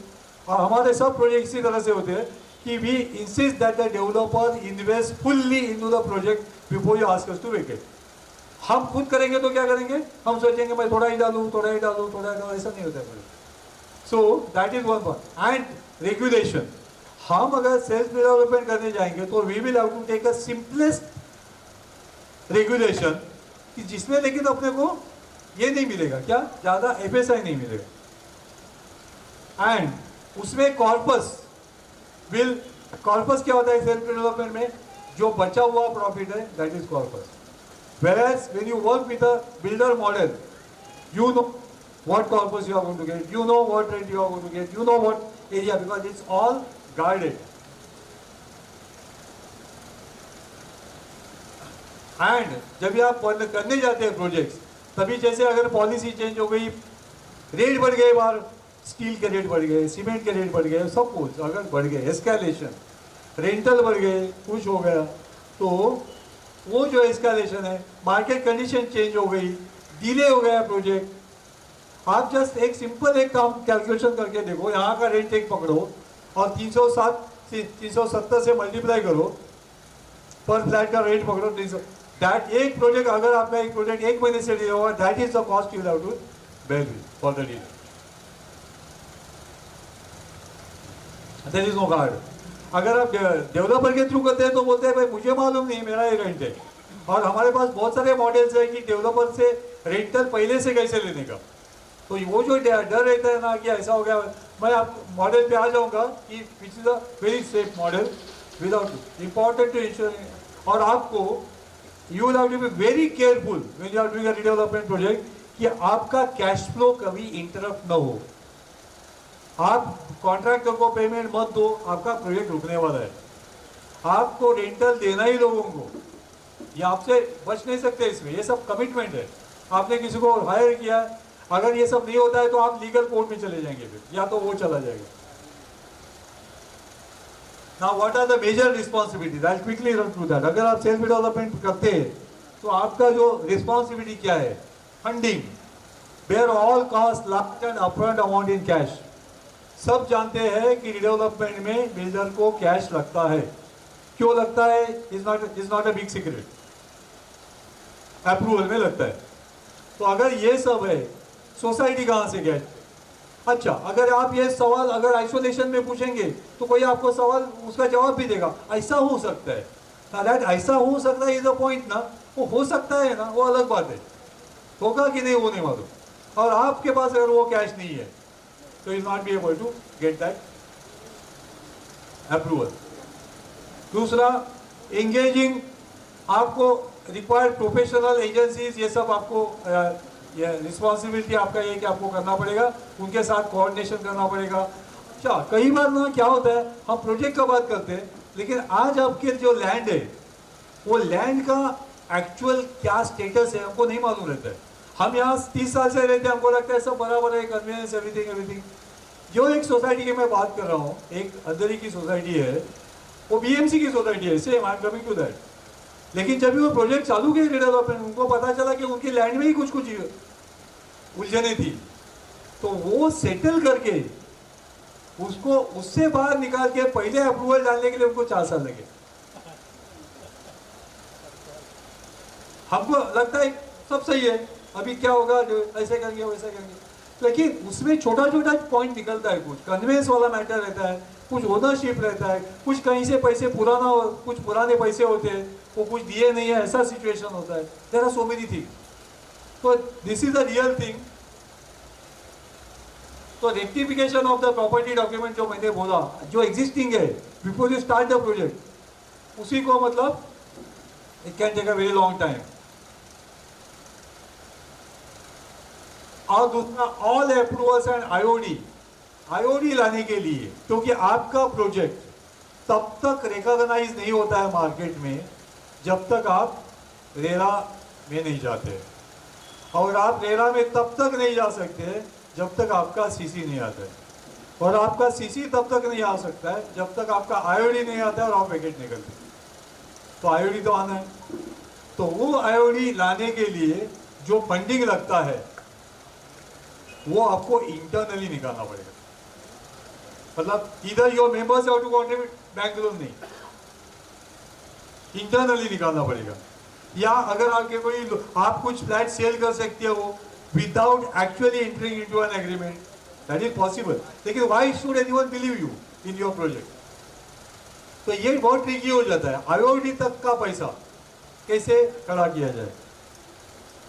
फिर जब कंस्ट्रक्शन स्टेज आता है तभी एक्चुअल अगर हम सेल्फ डेवलपमेंट करें तो क्वालिटी मिल रही है क्या, वो कॉस्ट में हो रहा है क्या, कॉस्ट स्लिप तो नहीं हो रहा है, जो हमने मांगा था उतने ही तो हो रहा है, ऑल दैट थिंग। हम जब शुरू में क्या होता है ना, कुछ एक टाइप का, एक ऐसी भी सिचुएशन है कि शुरू में जब प्रोजेक्ट हुआ तभी एक टाइप का फाउंडेशन लोगों ने सोचा कि इस तरह का होगा बिल्डिंग, उसके ऊपर प्रोजेक्ट खड़ा हो गया। एक्चुअल में फाउंडेशन का नेचर चेंज हो गया, जब भी खोदना चालू हो गया, कॉस्ट बढ़ गई। अगर डेवलपर है तो हम बोल सकते हैं हमको तो नहीं मालूम है, ये तो तुम्हारे बड़े प्रोजेक्ट में तुम्हारा you will have to take into account, हमारे पास मत हो। बिल्डर के पास जब हम प्रोजेक्ट देते हैं ना, there is only one responsibility which we take, कि to be the owner of this land. हम अगर इस लैंड के ओनर है और हमारा जो कन्वेंस क्लियर है, उसके आगे बिल्डर से हम कोई भी रिस्पॉन्सिबिलिटी और हम नहीं लेते, everything is is. Whereas here we have to deal with every responsibility.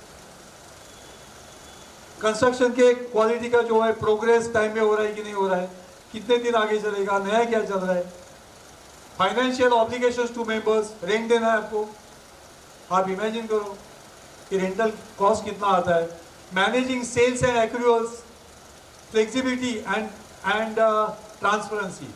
आप फ्लैट बेचेंगे, किसको बेचेंगे, कैसे बेचेंगे, क्या रेट में बेचेंगे। एक मुझे बताइए, अगर सेल्फ डेवलपमेंट में मॉडल में अगर आपको पैसे की जरूरत पड़ी और आपको लगा कि मेरा फ्लैट इस पर्टिकुलर रेट में नहीं बिक रहा है, तो I have to lower the rate, क्योंकि बाहर वाला थोड़ा सस्ते में बेच रहा है। आज मुझे पैसे की जरूरत है, मुझे रेंट देने के लिए पैसा नहीं है या कॉन्ट्रैक्टर को देने के लिए पैसा नहीं है, तो I have to raise the funds. तो सपोज आपका रेट यहाँ कितना है मुझे नहीं मालूम है, ऐसे ग्राउंड फिगर चला लेके चलता हूँ, 25,000 है, मुझे नहीं मालूम 25,000 है। लेकिन as you know perhaps it will be wiser, आप शायद ये सोचेंगे कि 25,000 नहीं मिला है, छोड़ो 2-3 फ्लैट में 22 में निकालो, क्योंकि मेरा प्रोजेक्ट चलना ज़्यादा इंपॉर्टेंट है। I want cash flow. Do you think you have the flexibility to sell that in the 370 member society? You will have to be answerable. इसको सस्ते में क्यों दिया, 3 फ्लैट क्यों निकाले सस्ते में, कमिटी ने क्या किया, या व्हाटएवर। Whereas बिल्डर क्या कर सकता है, जाने दो ना, या पहले तो और कहीं से पैसा निकालेगा, या तो वो he has that autonomy or the flexibility to take that decision. हमको हर चीज, every transaction will have to do transparently. That's not easy. क्योंकि जो लोग काम करते हैं उनको काम भी करना है, रिस्पॉन्सिबिलिटी भी लेना है और ट्रांसपेरेंसी भी रखना है. Not fair, not fair. तो और fulfil statutory obligation like RERA. और statutory doesn't necessarily mean only RERA. Pollution control, आपको पता नहीं पोल्यूशन कंट्रोल मतलब, आपको एक चीज बताता हूँ, आपने शायद सुना भी होगा, अगर हवा धूल उड़ती है तो पानी से दबाना पड़ता है. करेक्ट, ये नया रूल आया है. इसकी कॉस्ट है, इसकी कॉस्ट है, वो छोटी नहीं है. अच्छा, then deal with changing policies and regulation. जो भी पॉलिसी चेंज होती है, रेगुलेशन चेंज होते हैं, आपको करने हैं. अगर डेवलपर के थ्रू करे तो हमको नहीं मालूम, भैया तेरा काम है, हमने तेरे को इतने इतने एफएसआई पे ये कॉन्ट्रैक्ट दिया, इस कमर्शियल टर्म्स पे दिया, इस कंडीशन पे दिया, इस बेसिस पे दिया, इस डेवलपमेंट एक्टिविटी पे दिया, इस टेंडर से दिया, अभी तू जाने. But if there is something really serious we can sit, otherwise excuse ऐसे नहीं दे सकते हम. We are bound. Deal with market conditions, poor sales, absorb consequences of delay, obligation towards new buyers. बहुत डिफिकल्ट है, बहुत डिफिकल्ट है. मैंने ऐसे भी देखा है, एक ब्रोकर ने एक बायर को कुछ प्रॉमिस कर दिया. ब्रोकर ने प्रॉमिस कर दिया, उसको कुछ क्या जाता है, उसने फ्लैट खरीद लिया, बाद में वो अभी झगड़ा कर रहा है. कमिटमेंट किसने दिया? ब्रोकर ने, डेवलपर ने भी नहीं, या सोसाइटी भी नहीं. फिर भी these are kind of issues which irritant बन जाते हैं. RERA which is a safety net becomes a huge responsibility. Now see the fun. See the fun. अगर आप डेवलपर के साथ काम करें, मतलब डेवलपर को अपॉइंट करके काम करें, तो रेरा आपके फेवर में आ जाता है. क्यों? वो तो पूरा बायर का रिस्पॉन्सिबिलिटी लेता है, अपने आप ऊपर तो है ही नहीं. ओके, प्लस अपना कॉन्ट्रैक्ट तो अलग ही उसके बाद, it has nothing to do with RERA, वो अलग बात है. प्लस उसने रेरा को या उसके बायर को एक टाइम फ्रेम दिया है which is binding on him. So when it is binding on him, it is my project. It is binding on him for me also. So it works for me.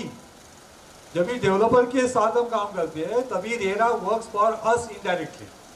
Although RERA is not for society people. लेकिन indirectly अब उसके ऊपर वो pressure बन जाता है to complete the project in time. हम अगर redevelopment करें, तो रेरा क्या बोलता है? तू करके दे प्रोजेक्ट टाइम में. So the situation changes. We become responsible. Defect liability period. आपने सबको जो बिल्डिंग बनाया, आपने बिल्डिंग आ गया, ओसी आ गया, सब लोग बोल रहे. कोई भी वीडियो में मैंने ये नहीं देखा कि भैया जिसका सक्सेसफुल प्रोजेक्ट हुआ है, देखा नहीं कि उन्होंने डिफेक्ट लायबिलिटी पीरियड का बात किया. 5 साल आपको बिल्डिंग मेंटेन करनी है. You are the promoter, you are the developer. Now As I said, no prior experience, that is why this is an uncharted territory. आपने पहले कभी किया नहीं, तो आपके लिए नया है. Switching back to builder redevelopment can be a long-lasting setback. मैंने देखे प्रोजेक्ट्स. अभी आप बोलते हैं कि भैया नो, मतलब ऑफकोर्स कंस्ट्रक्शन स्टेज पे जाने के बाद ये आपने डिसीजन लिया तो आप बहुत ही फंस गए. लेकिन आप कंस्ट्रक्शन स्टेज पे गए ही नहीं, आपने सेल्फ डेवलपमेंट चालू किया, आप वेकेट भी नहीं किए, आईओडी लेके आए, और आपको अगर जाना है वापस बिल्डर, वो भी बहुत कॉम्प्लिकेटेड है. और आप वेकेट करने के बाद गए तो पता नहीं वो कॉम्प्लेक्सिटी कितना हो जाता है. डरा रहा हो क्या? पता. तो आपको ये सब है ना, quality, cost, time frame, statutory, legal, सब की रिस्पॉन्सिबिलिटी अपनी है. पॉइंट इज, अगर हम लोग इसको ले सकते हैं, क्योंकि कुछ सोसाइटी ने ये लिया है और सक्सेसफुली किया भी है, lot of credit goes to them. I will definitely appreciate. लेकिन उसने किया इसलिए मैं करूंगा. It's something which we have to ask ourselves. क्या हम करेंगे? उसने किया ऐसा नहीं. ऐसे भी तो उसने भी तो पहले ही बात किया, उसके सामने कोई उसका एग्जाम्पल नहीं था. He decided to be brave. He decided to take that challenge. हम भी कर सकते हैं. Now let me come to the success. Okay, successful self development को अपने को क्या चाहिए? Conditions for success. अगर आपने डिसाइड किया डेवलपमेंट करना है, सक्सेसफुल करना, you have to be united. 370 people should be consenting is what I will say. 365 नहीं, this is what I will say. Law में से समथिंग एल्स. लॉ में से पास नहीं है तो भी तुम जा सकते हो, ऐसा नहीं. वो मतलब आप उस मेंटली उसमें नहीं हो, you are not there with your heart, with your mind. It doesn't work that way. A 7-8 year project doesn't work like that. तो ये एक है, you should be motivated. Simple करके प्रोजेक्ट नहीं करना है, समझ के. कॉम्प्लिकेटेड है, इतने चैलेंजेस है, फिर भी मुझे करना है, welcome. You should have trusting and supportive members. कोई भी कुछ भी सिचुएशन में आपके मेंबर का आपको सपोर्ट होना चाहिए. Efficient, hard working and committed and dedicated team. अभी सब लोग बोलते हैं, सेक्रेटरी चेयरमैन बोलते हैं ना, हम तो ऑनरेडी है, सोसाइटी में काम करना है तो क्या, ऐसा बोलते हैं भैया. मुझे मालूम है, गाली खाना है, कितना अच्छा भी काम करो तो गाली खाना पड़ता है. दैट इज व्हाट एवरीवन से. ओके, वो अलग बात है, लेकिन ये तो बहुत बड़ा सर पे ले लिया ना हमने, इसका क्या करें. And so you will definitely not, MC will be responsible, managing committee will be responsible, लेकिन you can always have a different team also. But competent, interested, dedicated people should come to be a part of the team. And remember this point, very important. Collective ownership of decisions, risks and failures. कुछ भी अगर गलत हो गया, देखो काम लोग करते हैं, कुछ तो गलत होता है, कुछ तो गलत होता है. हर चीज अपन बोलते हैं वैसा नहीं होता है. After all we are human beings. 10 गलतियां होंगी, कोई प्रॉब्लम नहीं, लेकिन it should be as a collective ownership of risk and failure. 370 people should tell that person, don't worry, जो करना है आगे चलो, साथ में क्या प्रॉब्लम है, साथ में बैठ के सब लोग बैठ के, you do that as one family kind of thing. Raise the fund if it is the fund problem और something else, move ahead. Structured approach लेना है, क्विक डिसीजन डेवलपमेंट में, क्विक एंड पीरियोडिक रिव्यू. बाद में मालूम पड़े कि इतने साल के बाद अरे अपना प्रोजेक्ट अभी इतना ही, ऐसा नहीं. We should know on the perhaps at least week to week basis कि मेरा प्रोजेक्ट कहाँ जा रहा है. Transparency, sticking to time frame, good documentation, transparency रखनी है. इंटरनल फंडिंग जो अब तक IOD तक होना चाहिए. प्री सेल्स हो, अगर आपके पेज में IOD के बाद प्री सेल होता है, कोई लोग खरीदते हैं, वेलकम, लेकिन ऐसा बहुत रेयरली होता है. नीड फॉर कैश जनरेशन की अपन बात की, ये सब अगर आप कर सकते हैं, ऑल्टरनेटिव फॉर फंडिंग और rate of construction. Don't depend on bank. वापस बोलता हूँ, don't depend on bank. Bank आपको लोन देने के लिए बैठी है, बैंक देगी, लेकिन बैंक ने नहीं लोन दिया, ऐसे एग्जांपल्स है. तो ये गारंटी नहीं है कि आपको बैंक का लोन मिलेगा. तो आपको ऑल्टरनेटिव, बैंक का लोन ठीक है, वेरी गुड, मोस्टली मिलेगा, और उसका मोडालिटीज कुछ है, मिल जाएगा, डिस्बर्समेंट होता भी है. लेकिन एक पर्टिकुलर सोसाइटी को टाइम पे रूल्स रेगुलेशन जब भी बन जाते हैं, आपको शायद पता नहीं होगा, जो मेन बैंक इसको लोन देती है, एक बार उसके ऊपर निर्बंध आए थे और उसको डिसअलाउ किया था लोन देने को. बहुत प्रोजेक्ट अटके थे उस टाइम. तभी आप ये नहीं बोल सकते कि पहले तो अभी जब प्रोजेक्ट चालू किया तभी तो लोन था. अरे लोन मिलेगा, मैं नहीं बोल रहा हूँ, 95% आप समझ लो लोन मिलेगा, 5% का क्या. तो उसके लिए कुछ तो आपको अल्टरनेटिव अरेंजमेंट की भी जरूरत करनी पड़ेगी, at least to the extent of rent and basic construction. आपके पास एक्सपीरियंस और कॉम्पिटेंट कंसल्टेंट्स और कॉन्ट्रैक्टर्स होने चाहिए. और ये अगर सब आपके पास ये कंडीशंस आप फुलफिल करते हैं, तो आपको शौक से सेल्फ डेवलपमेंट करने में कोई प्रॉब्लम नहीं. But practically it has been seen, practically ये जरूरी नहीं कि दिस मॉडल सेल्फ डेवलपमेंट का it works for small plot. आप देखेंगे ना, छोटे छोटे प्लॉट में उन्होंने किया है. मैं उनका छोटे में किया है, इसलिए मैं उनका जो सक्सेस है उसको डाउनसाइज नहीं कर रहा हूँ. I still appreciate that. लेकिन प्रैक्टिकली उन्होंने स्मॉल प्लॉट पे किए हैं, कम मेंबर वाली सोसाइटी है, इजी पॉलिसी पकड़ी है. कब बड़े FSI वाली पॉलिसी जिसमें क्लबिंग होता है 2-2 प्लॉट का, वो नहीं पकड़ी है. और खुद बहुत अच्छे से इंटरनल फंड्स रेज किए हैं और इंटरनल यूनिटी रखी है.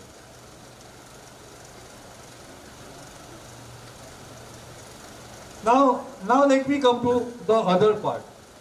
तो ये जो है हम सब बोल रहे हैं, उसमें से मैंने बोला कि सेल्फ डेवलपमेंट बिल्डर के बारे में हम क्या सोचते हैं। चलो एक मिनट, मुझे लगता है ये है, या हम बोलते हैं भैया बिल्डर के साथ रीडेवलपमेंट करने में भी कुछ इश्यूज होते हैं। क्या होते हैं? एक बार डेवलपर को सिलेक्ट किया, वो उसका ही डिक्टेट सिस्टम्स, बहुत लोगों को लगता है ऐसा, इसलिए मैंने लिखा है ऊपर मिसकंसेप्शन।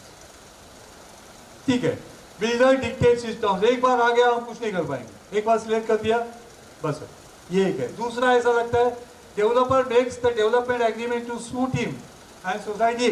डेवलपर जो एग्रीमेंट लेके आएगा अपने को साइन करना ही पड़ता है।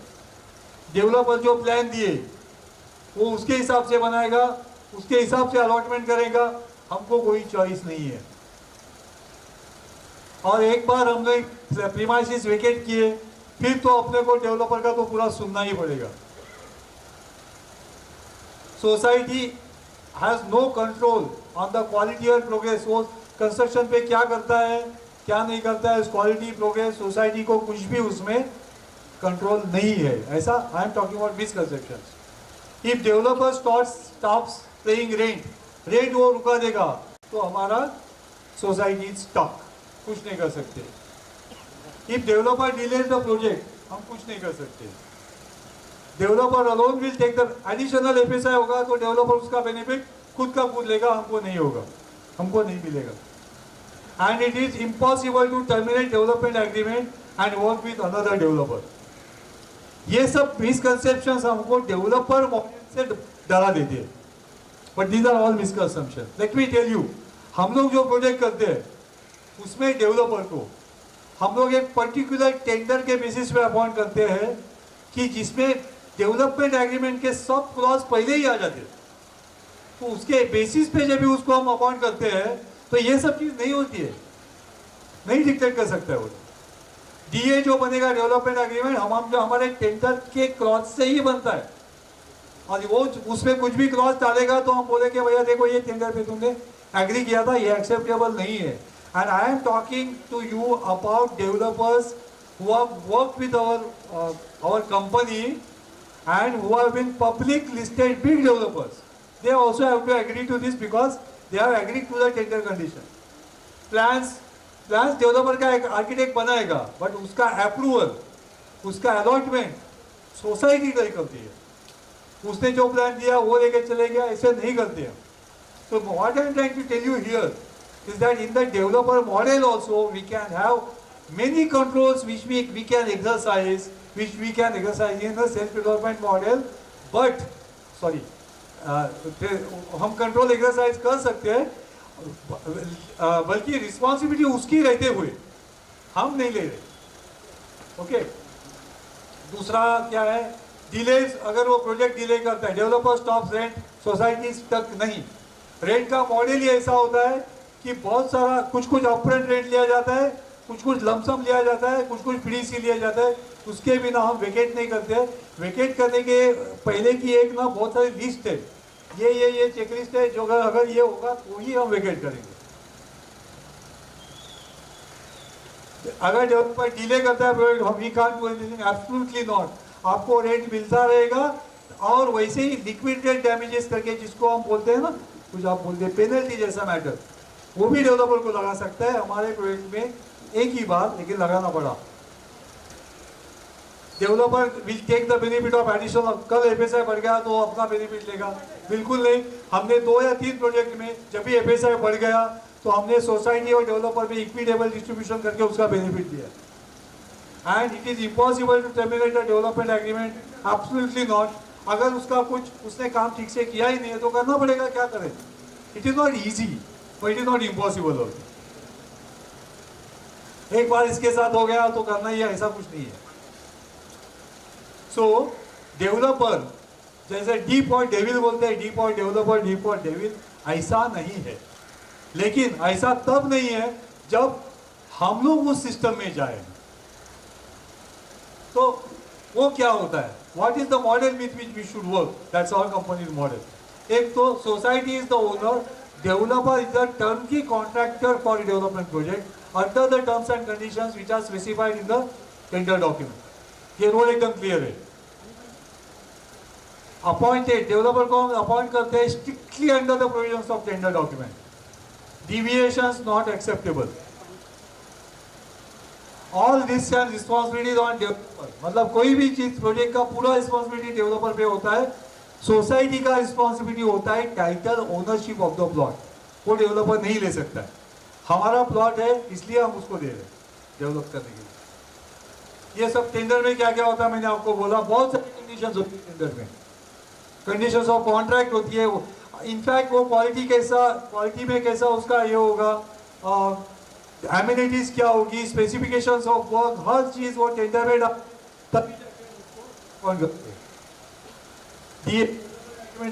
टेंडर वो बताया hello and V S PMC हम लोग डेवलपर का प्रोजेक्ट ड्यूरिंग द कंस्ट्रक्शन हमारे साइट पे, हमारे इंजीनियर साइट पे रहते उसको मॉनिटर करते, control which can be had and project के कुछ क्रिटिकल स्टेजेस है, जैसे है selection of developer, signing off development agreement, plans banana, approvals लेके आना, प्रोजेक्ट वेकेट करना एंड रीपोजीशन।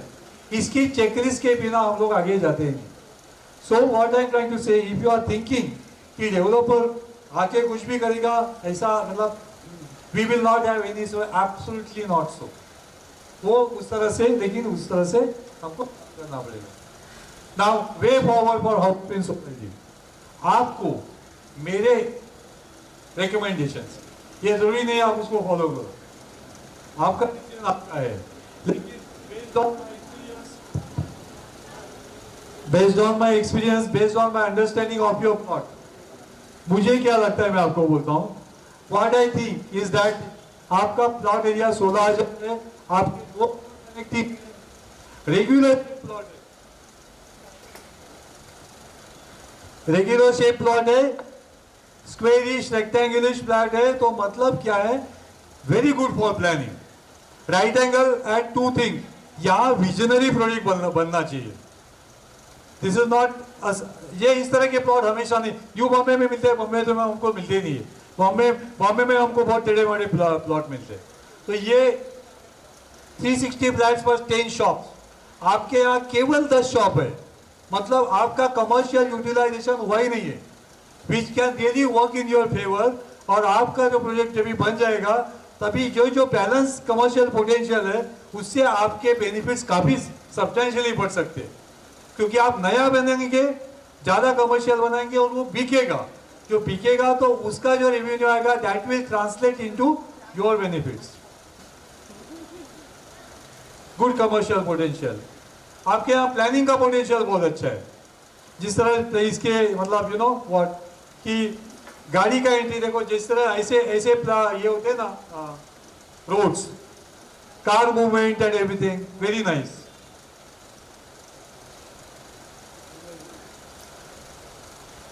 सो मैंने आपको रीडेवलपमेंट के बारे में एक्सप्लेन किया, सेल्फ डेवलपमेंट के नुस्खे बताए, सेल्फ डेवलपमेंट के ये दिखाया कि भैया क्या रिक्वायरमेंट है, आपके पास क्या होना चाहिए, तब जाके आप सेल्फ डेवलपमेंट, वो सब देखते हुए and based on my experience I would suggest that आपको ये जो आपको आई वुड सजेस्ट कि आपको डेवलपर बेस्ड रीडेवलपमेंट करना चाहिए, लेकिन with a proper control on the complete redevelopment process right from the beginning, and you can start it as early as possible. इसमें आप of course you can आप और कोई जनरल बॉडी मीटिंग ले सकते हैं, उसमें आप डिसाइड कर सकते हैं। अगर आपको सेल्फ डेवलपमेंट करना है तो आपने आपको जो भी जो कॉशन पॉइंट्स दिए you can look into that. अगर डेवलपर के थ्रू करना है then you have to just present, जो मैंने आपको जो बताया www.redevelopment.info, you can directly go into that and use those guidelines. You can start the process of redevelopment as per the list and use a structured approach. हाँ, जब भी project इस size का होता है ना तो उसके लिए एक अलग स्ट्रेटेजी होती है, वो आज हम बता नहीं सकते। आज मतलब जब भी अंदर चलेंगे, जब भी पीजीबीटी रिपोर्ट बन जाएगा तभी ध्यान में आएगी। पर हम लोग जो 19,000 स्क्वायर मीटर का प्लॉट कर रहे हैं, 18,900 700 ऐसा कुछ है प्लॉट वो कर रहे हैं अंधेरी ईस्ट में, वहां पे वो प्रोजेक्ट में बहुत अच्छी सी स्ट्रॅटेजी प्रोजेक्ट कीजिए त्याच्यात असेल वो किंवा माझ्या डायरीत असेल वो ते काल प्रिंट आउट काढले तो व्हाट आई वाज सेइंग कि अलग स्ट्रैटेजी बना सकते हैं कि जो स्ट्रैटेजी हमको डेवलपर को और भी ज्यादा अकाउंटेबल बनाए। ठीक है, ये सब प्रोजेक्ट में ऐसा पॉसिबल नहीं होता है। This is possible only in few projects कि जिसमें वो उस टाइप का पोटेंशियल है। और जैसे मैंने बोला, आप इसको ये वेबसाइट को www.development.edu करके इसको इस प्रोजेक्ट को तो कर सकते हैं। या ये अगर आप कभी चाहते हमारा रीडेवलपमेंट चैनल है, ये भी सक्सेसफुल रीडेवलपमेंट करके एक चैनल है, उसके ऊपर इतने सारे वीडियोस अगर आप देखना चाहे, and wish you all the best. But before that let me share with you सब information about the projects, redevelopment projects जो मैं लेके आया हूँ। पहला प्रोजेक्ट है हम एक जो बोला ना मैंने 19,000 या 18,000 स्क्वायर मीटर का एक प्रोजेक्ट करे, उनकी उस प्रोजेक्ट की सेक्रेटरी मैडम है, उनका ही एक दूसरा एक प्लॉट है गोराई में। तो उस प्रोजेक्ट का एक आपको बताता हूँ, वो प्रोजेक्ट अभी चालू है और सक्सेसफुल है, मतलब अब तक सक्सेसफुल है, कंस्ट्रक्शन अभी भी चालू है उसका। तो उसका प्लॉट है 750 square metre, 16 members, total cost उसका 55 करोड़ है। ये इतना छोटे प्लॉट में इतना बड़ा कॉस्ट क्यों? क्योंकि वो उसका एफएसआई ज्यादा है, बीइंग अ माडा प्लॉट। इनिशियल फंड्स उनको लगे 1.5 करोड़ और आयोडिन तक के फंड इतने छोटे प्लॉट के लिए लगे 6 करोड़। प्रोजेक्ट इज गोइंग ऑन, अभी तक ऑन कॉल से। Okay, then I have seen one video a few days ago, उसमें एक सक्सेसफुल रीडेवलपमेंट प्रोजेक्ट के बारे में बताया, उसका मैं आपके साथ इंफॉर्मेशन शेयर करता हूँ। 30 मेंबर की सोसाइटी, मतलब एमसी ने, मैनेजिंग कमेटी ने बोला कि भाई इतने अच्छे मेंबर हमारे हैं कि आई फील ब्लेस्ड, आप समझ लो, मतलब बहुत अच्छा इंटरनल कंसेंसस है। लेकिन वो प्रोजेक्ट सक्सेसफुल करने के लिए उन्होंने जो बताया, constant follow by the managing committee for almost 1000 days. They meet every Saturday for 4 hours, but they used to meet, मिलते थे। 400 मैनेजिंग कमिटी की मीटिंग हुई है, 150 जॉइंट मीटिंग हुई है, और बहुत ही बड़ी administrative, finance and coordination responsibility उनको लेनी पड़ी। अभी वो रिलीव्ड है कि वो प्रोजेक्ट हो गया। लेकिन एक चीज याद रखना, यहाँ पर इन्होंने बैंक लोन नहीं लिया। तो ऐसे भी प्रोजेक्ट्स होते हैं, तो बैंक लोन मिलता है इसलिए सेल्फ डेवलपमेंट, ये इक्वेशन नहीं है। करने वाला जो है ना, उसके अंदर तक जाके उसको ठीक से करके तो ज्यादा बेनिफिट मिलेगा, या 100% ज्यादा एक्स्ट्रा मिलेगा। बैंक लोन ऐसे अजम्पशन पे प्रोजेक्ट खड़ा मत करो, रियलिटी पे खड़ा करो। तीसरा मेरे पास एक प्रोजेक्ट है जो 2015 में मेरे पास सेल्फ डेवलपमेंट आए थे, मैंने फिजिबिलिटी रिपोर्ट बना के दिया था। उसके बाद वो चले गए, कभी आए नहीं। फिर उन्होंने सेल्फ डेवलपमेंट कोशिश की, वो फेल हो गया। उसके बाद फिर वापस हमारे पास आ गए। मैंने फिर पूछा, अभी भैया सेल्फ डेवलपमेंट करना है तो वो भी करेंगे? तो बोलते हैं नहीं, हमारे हाथ जल गए, हमको अभी नहीं करना है, अभी बिल्डर रिडेवलपमेंट पे करना है। तो अभी उनका बिल्डर का रिडेवलपमेंट क्या है, अभी वो वेकेट करने पे है, और उनका अभी बिल्डर रिडेवलपमेंट पे चालू है। बीच में उनको एक पहले सेल्फ डेवलपमेंट के जो प्रयास किया था उन्होंने, उस टाइम के अपॉइंट किए हुए आर्किटेक्ट का 60 लाख का क्लेम आया था। आप मतलब मैं क्यों बता रहा हूं आपको, कुछ चीजें ना अपने को लगती है, लेकिन वो बाद में ऐसे बड़े बड़े शॉक्स लगने लगते। उसको we had to deal with that of course. तो 60 लाख खर्चा नहीं था, लेकिन उसने क्लेम डाला, actually more than 60 lakh it was.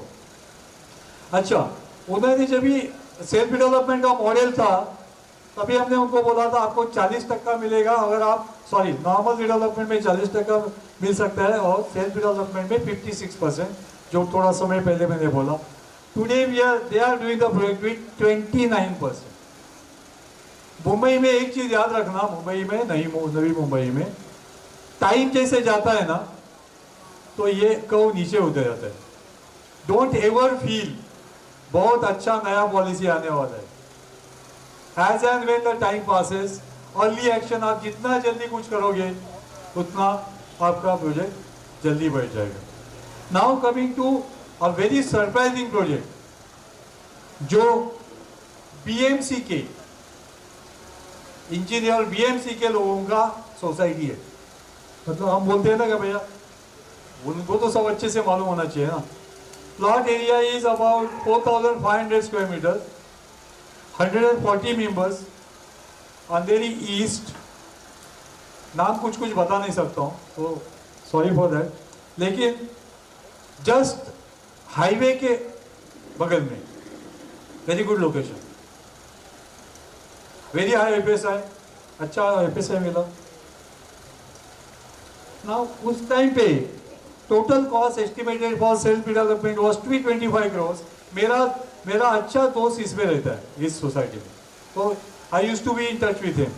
225 crore excluding corpus, मतलब कॉर्पस तो बाद में मालूम पड़ता है, जो बचा हुआ प्रॉफिट है वो कॉर्पस। तो 225 crore for the cost. Application of IOD करने के लिए, जब मैंने बोला ना थोड़ा समय पहले, उनके प्लॉट में ही इशू थे, उसको रिजॉल्व करने के इनको 4 साल लगे और उसमें 2 करोड़ का खर्चा हुआ। They have hired international architect and international PMC, ठीक है।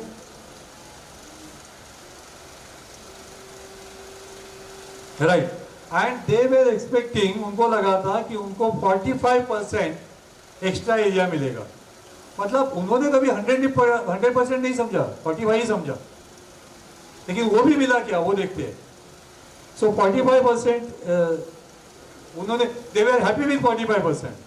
तो 45% का उन्होंने सब प्लानिंग भी नहीं किया, बीएमसी से आईओडी भी लाई, आईओडी तैयार थी, अभी आप ले लो और प्रोजेक्ट चालू करो, लोन सैंक्शन नहीं हो, ठीक है। और बाद में फिर वो अच्छा, बाय द वे, इन्होंने पहले 2 करोड़ और 2 करोड़ कैसे खड़े किए, तो इनकी सोसाइटी में बड़े बड़े होल्डिंग है, तो होल्डिंग का रेंट आता है, so it was easy for them. नहीं तो 2 करोड़ खड़े करना इतना इजी नहीं है सोसाइटी में फॉर सेल्फ डेवलपमेंट। होल्डिंग से आए हुए पैसे इसलिए हो गया, लेकिन जब भी आईओडी के लिए 14 करोड़ की रिक्वायरमेंट आई, तभी मेंबर ने बोला अभी नहीं करना है,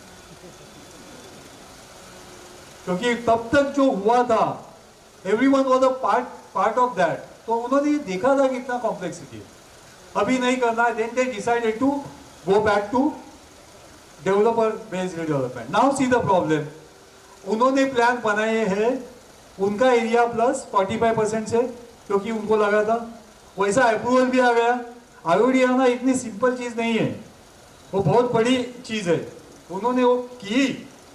लेकिन अभी डेवलपर के पास जाते हो तो आप, वो डेवलपर का प्रॉफिट कैसे निकलेगा उसमें से, क्योंकि आपने सेल्फ डेवलपमेंट में उसका प्रॉफिट खुद के स्तर पे लिया, तो उसका, तो जो डेवलपर ने उनको जो ऑफर दिया वो बहुत कम था, तो उनका आईओडी का पूरा प्लान, इतना मेहनत सब वेस्ट। यस, आईओडी इंटीमेशन पर अप्रूवल समझो, ऐसा समझो, इस तरह का आईओडी का मीनिंग ऐसा है, इंटीमेशन ऑफ दिस अप्रूवल। वो आपको कभी हमारे यहाँ बॉम्बे में ऐसा देते, आईओडी आया मतलब अप्रूवल आ गया, क्योंकि अप्रूवल के नीचे थोड़ा लिख देते कि ये अप्रूव नहीं है, बाकी अप्रूव है, इसलिए अप्रूव है। तो मतलब वो, मतलब ऐसी चीज है, आप वेकेट कर सकते हो, लेकिन उसी स्टेज पे इनको वापस जाना पड़ा, वो सब पूरी मेहनत खत्म हो गई, वो ज्यादा और पैसा नहीं आ सका कहीं पे। So they went for scouting for a developer. अच्छा, डेवलपर अभी आया, डेवलपर ने उनका प्रोजेक्ट 3311 में किया है, कर रहा है वो, डेवलपर अपॉइंट भी किया। Now 3311 has an FSI of 5.4, whereas इनका FSI था समथिंग लाइक 3.24, मतलब डेवलपर ज्यादा FSI ले रहा है। ओके, और इतना होने के बाद, लेने के बाद भी उनको जो एक्स्ट्रा एरिया की ऑफर है that is 25%. So there is a scale down from 45% to 25% even after the FSI has increased because of the current market condition. So I wanted to share this some project details with you. सबके नाम नहीं बता सकता हूँ, तो video वाले जो है आपको वीडियो पे मिल जाएंगे, ये मैंने क्लोजली देखे हुए हैं. So with this, thank you very much. I'll stop.